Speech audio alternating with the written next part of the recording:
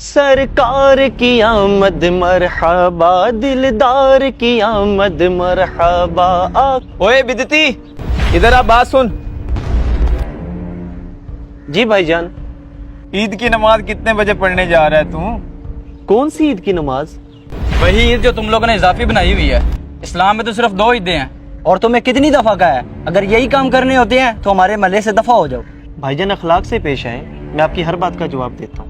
اچھا یہ بات ہے تو میں تم سے کچھ سوال کرتا ہوں، اس کا جواب تمہیں قرآن و سنت سے دینا پڑے گا، چاہے اس کے لیے تم اپنے کسی بڑے مولوی کو لے آؤ۔ جی بھائی جان آپ سوال کریں، اس کے لیے مجھے اپنے کسی مولوی کی ضرورت نہیں ہے، الحمدللہ میں خود ہی کافی ہوں، آپ کریں سوال۔ معاذ بھائی آپ کس بحث میں پڑ گئے ہیں؟ میں تو اب اس کی طبیعت سیٹ کر دیتا ہوں۔ نہیں یار، ہمیں اسے علمی شکست دینی ہوگی، ورنہ لوگ کہیں گے یہ لوگ طاقت کے زور پر آگے آئے ہیں۔ ہاں یار یہ ٹھیک کہہ رہے ہیں، اس سے سوال ہی کرنے چاہیے۔ چلو ٹھیک ہے، تم لوگوں کی مان لیتا ہوں، کرو معاذ سوال اس سے۔ پہلا سوال میرا یہ ہے، تم بتاؤ اسلام میں تو صرف 2 عیدیں ہیں، یہ تیسری تم لوگ کہاں سے لے آئے ہو؟ بھائی جان پہلی بات تو یہ ہے کہ آپ لفظ عید سے دھوکہ کھا رہے ہیں۔ آپ کو پتہ ہے کہ عید کا کیا مطلب ہے؟ عید کا مطلب یہ ہے کہ خوشی کا اظہار کرنا، اللہ تعالیٰ کی نعمتوں کا شکر ادا کرنا، جیسا کہ قرآن پاک میں حضرت عیسیٰ کی قوم کے لیے آسمان سے جو دسترخوان نازل ہوا اسے بھی عید کہا گیا ہے۔ بتائیں کیا اس دن انہوں نے نماز پڑھی تھی؟ اور جمعہ بھی مسلمانوں کے لیے عید کا دن قرار دیا ہے۔ یوں تو ایک مہینے میں آپ 4 عیدیں مناتے ہیں۔ ہاں بھائی معاذ، یہ مولوی ٹھیک کہہ رہے ہیں۔ ایک منٹ بھائی، میرے بھی سوال ختم نہیں ہوئے۔ میرا دوسرا سوال یہ ہے کہ جو تم میلاد مناتے ہو، جھنڈیاں لگاتے ہو اور لائٹیں لگاتے ہو، یہ کس صحابہ نے کیا ہے؟ بھائی جان آپ تو لفظ میلاد سے بھی دھوکہ کھا رہے ہیں۔ لفظ میلاد کا مطلب ہے پیدائش۔ کیا آپ کا اس بات پر ایمان نہیں ہے کہ حضور پیدا ہوئے ہیں؟ میلاد کی لغوی معنی یہ ہے کہ حضور کی پیدائش کا، بچپن کا، جوانی کا، کمالات کا، معجزات کا ذکر کرنا، یہ میلاد کہلاتا ہے، اور یہ تو ہر صحابی نے منایا ہے۔ او بھائی باتوں میں الجھانے کی ضرورت نہیں ہے، جو بات کرنی ہے تفصیل سے کرو۔ اچھا جی چلیں آپ تفصیل سن لیں۔ ایک بار صحابہ کرام تشریف فرما تھے اور آپس میں گفتگو فرما رہے تھے کہ نبی پاک صلی اللہ علیہ وسلم دنیا میں تشریف لائے، ہم کتنے خوش نصیب ہے کہ آپ ہم پر رحمت للعالمین بن کر آئے۔ اتنے میں نبی پاک صلی اللہ تعالیٰ علیہ وسلم تشریف لائے اور آپ صلی اللہ تعالی وسلم نے فرمایا کہ تم لوگوں کا یہ بیٹھنے کا کیا مقصد ہے، کیا گفتگو کر رہے ہو؟ تو صحابہ نے کہا یا رسول اللہ ہم تو صرف یہی باتیں کر رہے ہیں کہ آپ تشریف لائے، ہم لوگ کتنے خوش نصیب ہیں، آپ کی تشریف آوری ہوئی، آپ رحمت للعالمین بن کر آئے ہمارے لیے۔ تو نبی پاک صلی اللہ علیہ وسلم نے فرمایا کیا تم اس بات پر قسم دے سکتے ہو؟ تو صحابہ کرام نے فرمایا یا رسول اللہ ہم قسم دے سکتے ہیں، ہمارا بیٹھنے کا صرف یہی مقصد تھا۔ تو نبی پاک صلی اللہ علیہ وسلم نے فرمایا اے صحابہ میں نے تم سے قسم اس لیے نہیں لی کہ مجھے تم پر بھروسہ نہیں ہے، بلکہ اس لیے قسم لی ہے کہ ابھی کچھ دیر پہلے جبرائیل امین تشریف لائے اور انہوں نے آ کر فرمایا کہ یہ جو صحابہ آپ کے گفتگو کر رہے ہیں ان کا یہ انداز رب کو اتنا پسند آیا کہ رب فرشتوں میں فخر محسوس کر رہا ہے۔ آپ مجھے یہ بتائیں یہ جو صحابہ نے حضور کا ذکر کیا اللہ کو اتنا پسند آیا، ہم جو میلاد کی محفل میں حضور کا ذکر کرتے ہیں کیا اللہ کو یہ نہیں پسند آئے گا؟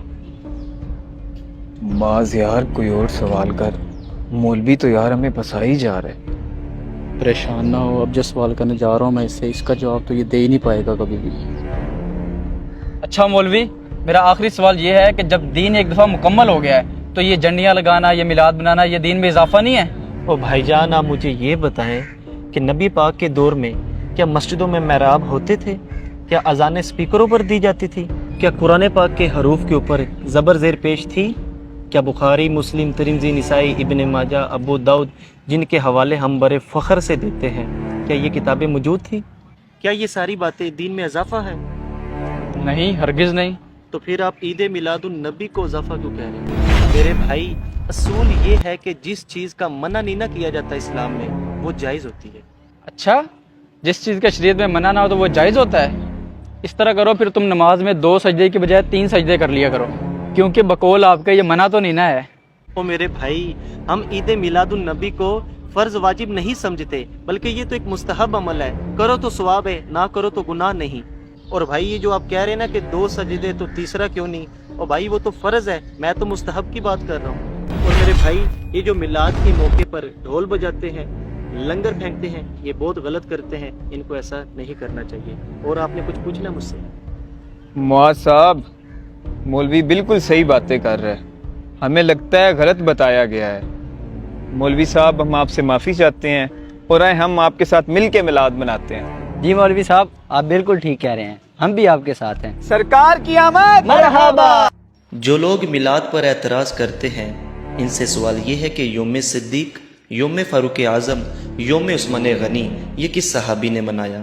صرف یوم مصطفیٰ پر ہی ہمیں وسوسے آتے ہیں, حالانکہ نبی پاک صلی اللہ تعالیٰ علیہ وآلہ وسلم کے یوم منانے کا حق سب سے زیادہ ہے, کیونکہ ان کے وسیلے سے ہی ہمیں تمام عیدیں اور خوشیاں نصیب ہوئی ہیں. ہم لوگ ختم نبوت کی ریلیاں نکالتے ہیں, ختم بخاری کے جلسے بھی کرتے ہیں, تب ہمیں بدعت یاد نہیں آتی, حالانکہ یہ سب جائز ہے کیونکہ اس کا منع نہیں کیا گیا. خدارا یہ نفرتیں ختم کریں اور جاننے کائنات صلی اللہ تعالیٰ علیہ وآلہ وسلم کا دن خوب جوش و جذبے سے منائیں. اگر آپ کو ہمارا میسیج پسند آیا اسے شیئر بھی کیجیے اور ہمیں فالو کرنا مت بھولیے. شکریہ.